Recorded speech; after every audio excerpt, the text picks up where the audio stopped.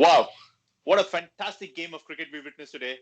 If this didn't set your pulses racing, you've got to go and see your doctor because something's wrong with you. Welcome to today's episode of End of Days Play, and this is Uninvited Opinions.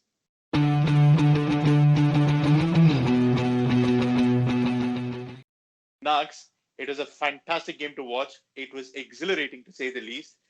I never saw that we'd see a game where we had three fast bowlers, genuine fast bowlers, going for it, and two of them consistently bowling in excess of 150 clicks. Wow. Oh my God. Any complaints that I've had in the past of IPL not this year not generating good quality of cricket, I really should now seal that argument. It's over. The players are all geared up, and now we are actually getting to see the real show. So it was an absolute show, and show of skill, show of courage, show of passion. I can't ask for more. It actually did raise my pulses for sure. Yeah, it was just fantastic to watch both teams. Punching and counter punching.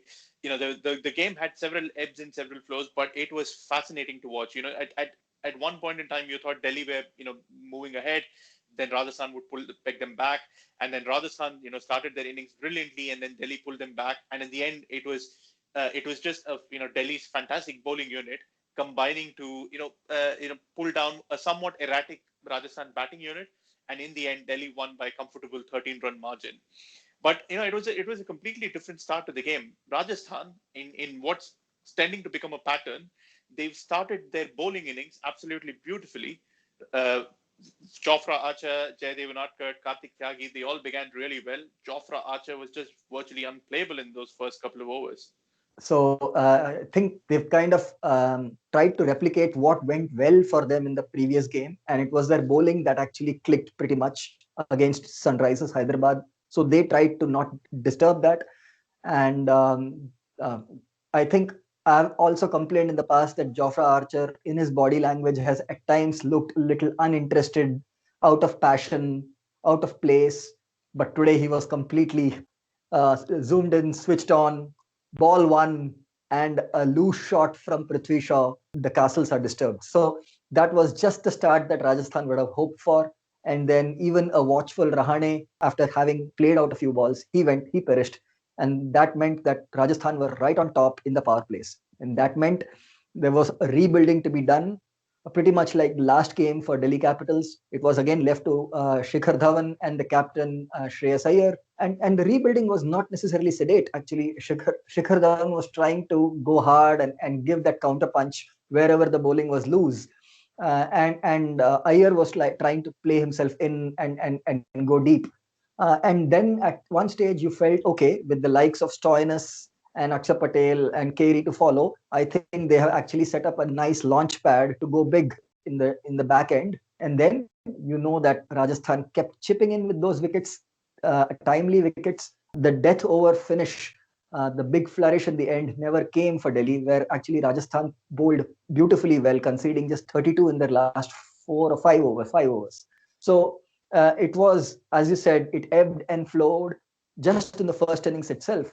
And you thought Delhi were certainly 10 to 15 runs short when they finished with that 160 mark. Before we get to the second innings, I wanted to put you on the spot and ask you a question. What do you think about Shreyas Iyer coming behind Ajinkya Rahane in the Delhi batting lineup? Because I, for one, feel that Shreyas Iyer has been Delhi's best batsman this tournament. He's been their most consistent batsman, and he's being wasted at number 4. If I was Ricky Ponting, I'd push him up at number 3. What would you do? Very difficult to disagree with you, but I would actually have similar arguments for a couple of other teams. Yesterday, it was the same question asked whether Kane Williamson should bat ahead of Manish Pandey between 3 and 4. So I think there are some set templates that the teams have settled on, and I believe it's only in hindsight that we can say it is a right decision or the wrong decision. But I think within that management, I'm sure such talks would have taken place. But yes, you do make a very valid point with the form that Iyer is in, and with the lack of form that Rahane has shown so far. I think it makes more sense for Shreyas Iyer to bat up the order. And it's a role that he's been doing, he's done in the first few games. He was the one who was batting at number 3, and when Rishabh Pant was in the side. Pant's absence is probably throwing some challenges Delhi's way, but it was interesting to see how well they adapted today. They didn't get the late flourish. Stoinis and Carey couldn't get going towards the end of the innings today, and they probably missed Shimron Hetmeyer to give the late inning ballast. But in the end, it didn't matter because their bowlers today, wow, didn't they just step up? Those first 4 overs of the Rajasthan innings was just brilliant cricket. It just made for fantastic viewing. And the way it felt for a few moments that the Englishmen in the side with the World Cup winning experience, they were just going to take the game away from the Delhi Capitals. The way Josh Butler and Ben Stokes began, they'd raced to 40 in the first 4 overs, and I was like wondering, wow, this is leading to something magnificent. Anrik Nokia went for 16 runs of the first 5 balls that he bowled in the fourth over. But my word, what a comeback to get Josh Butler bowled. Oh, I think that over in itself requires an episode. So I think we'll have to cut ourselves short in just describing in one line. I think if I may use the word used on air by Pomyang Bangwa, it was high octane cricket. So that kind of sums it up. So when you see the audacity of the batsman and the skill of the batsman like Josh Butler to lap scoop a pace bowler bowling 156 kilometers per hour, and 2 balls in a row, and then for Nokia to actually not lose his rhythm, kept his head and bowled that channel that would hit the stumps. So Butler missed and he hit. What an over that was! So that in itself was worth the money. But then Ben Stokes also felt like he was zoned in and he wanted to make a statement. And so it was great to see the tempo with which the two started. So the power play had everything in it. It had great strokes, and then it had some skillful comebacks. And did Ravi Ashwin actually start his first over inside the power play? I think he did. He did, yeah. He did. And therefore, just after the fall of Butler, on came Ashwin, and he was bowling to a struggling Steve Smith. So it was great to see the raw pace on one end and the crafty spin on the other side.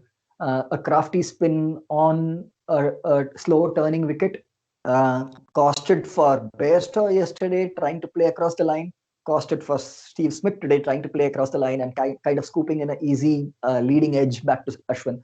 So that meant there were early jitters in the Rajasthan side, and that kind of allowed Delhi to claw them back in slightly. But then there was still enough batting depth in Rajasthan. I felt they let that go, let that slip gradually. Yeah, you could almost sense that when Ashwin came on to bowl, I was actually a bit worried because if Ravi Ashwin doesn't like to bowl to two batsmen in the world, one of them is Steve Smith, the other one is Glenn Maxwell. But the Steve Smith that we've been watching for the past few games is actually an out of sorts Steve Smith.